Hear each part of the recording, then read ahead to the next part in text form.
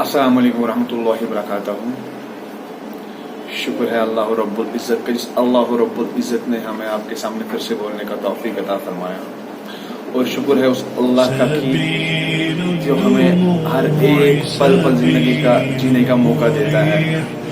और वो सबसे बड़ा खुश नसीब है जो उस पल में अल्लाह को याद रखे, अल्लाह की फरमा बरदारी करे और नबी सल्लल्लाहु अलैहि वसल्लम की सुन्नतों पे चले।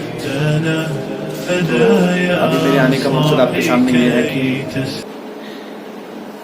कुछ चंद बातें आपके सामने रखना चाहता हूँ।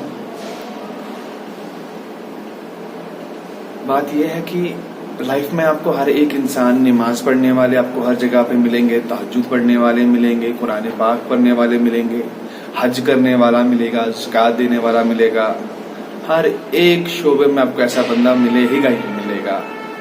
लेकिन अगर हम अपनी लोकेलिटी में देखेंगे, इखलाक वाले लोग हमें बहुत कम देखने को मिलेंगे, क्योंकि एक इखलाक ऐसी चीज़ है, जब नबी सल्लल्लाहु अलैहि वसल्लम के वक्त में काफिर हुआ करते थे तो वो ईमान लाते थे ये देख के नहीं कि हम कुरान पढ़ते हैं, हम नमाज पढ़ते हैं, हम ज़कात देते हैं, हम हज करते हैं।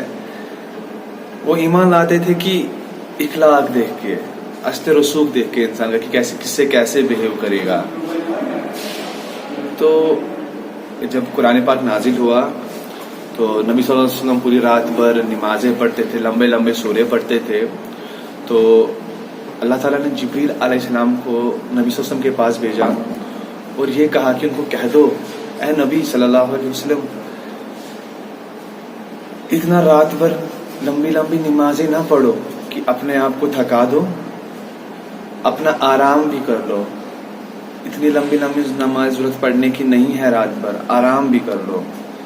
तो ये अल्लाह का हुक्म था, नबी सल्लल्लाहु अलैहि वसल्लम ने ऐसे ही किया। तो नबी सल्लल्लाहु अलैहि वसल्लम फिर दूसरे काम करने लगे, वो दावत देने लगे, इस्लाम की दावत देने लगे।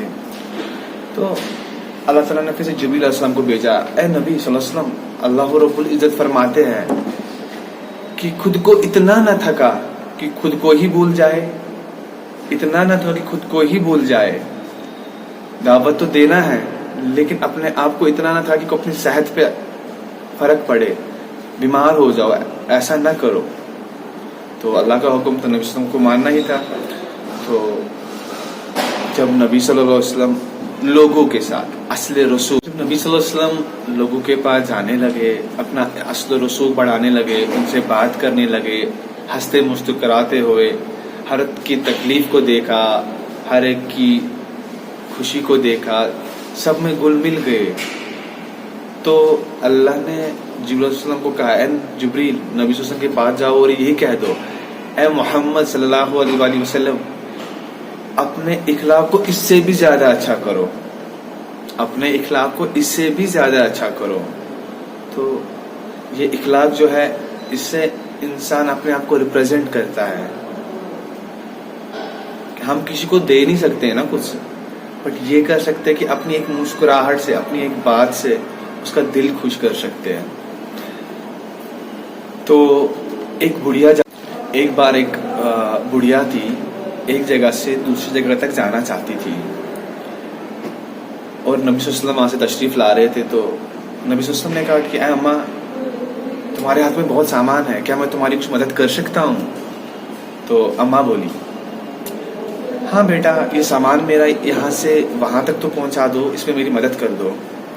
तो नबी सल्लल्लाहु अलैहि वसल्लम बड़े खुश हो गए, कहा चलता हूँ, साथ चलता हूँ आपके। तो रास्ते में बुढ़िया बोलने लगी, यहाँ पे एक जादूगर आया है बेटा, उसकी बातों में ना जाना, वो कहता है कि मैं अल्लाह का भेजा हुआ नबी हूँ। तो नबी सल्लल्लाहु अलैहि वसल्लम सुन रहे हैं और ये बुढ़िया बहुत सारी बद किरदार बातें बोलने लगी कि वो ऐसा बोलता है, जादूगर है, लोगों को भटका रहा है, गलत रास्ते दिखा रहा है। तो और वो खुद को बोलता है कि मैं नबी हूँ। तो नबी सल्लल्लाहु अलैहि वसल्लम चल रहे हैं। तो जब ये बुढ़िया अपनी मुकाम पे पहुंची, अपनी जगह पे पहुंची, तो नबी सल्लल्लाहु अलैहि वसल्लम ने कहा, ए अम्मा, जिनका तुम कह रही हो ना, वो मैं ही हूँ। अल्लाह का फजल देखो, क्या बात है। कहने लगी, ए अम्मा, ये तो मैं ही हूँ जिनके बारे में आप बात कर रहे हो। और वो बुढ़िया कहने लगी, ए नबी, تم کبھی جھوٹے نہیں ہو سکتے، تم سچے نبی ہو. اور اس بڑھیا نے ایمان لایا اور وہیں پہ کلمہ پڑھا، لا الہ الا اللہ محمد رسول اللہ صلی اللہ علیہ وآلہ وسلم. تو یہی ایک چھوٹا سا پیغام ہے آپ لوگوں کے سامنے کہ اپنے اخلاق ہم اچھے کریں، لوگوں کے سامنے اپنے آپ کو ریپرزینٹ اچھے کریں، تو اللہ میاں بھی ساتھ دیتا ہے. اگر ہاتھ کا زخم تو بھر جاتا ہے، لیکن جو منہ کا دیا ہوا زخم ہے نا، یہ کبھی بلتا نہیں ہے. تو اللہ رب العزت ہمیں ان سب باتوں کو اپنی زندگی میں اپلائی کرنے کا توفیق عطا فرمائے. اور بہت سارے بندوں نے دعاؤں کے لیے بولا ہے، تو it's my request to you کہ ایک دوسرے کے لیے دعائیں کیا کرو، تو ان دعاؤں سے ہماری خود کی زندگی بھی صحیح ہو جاتی ہے.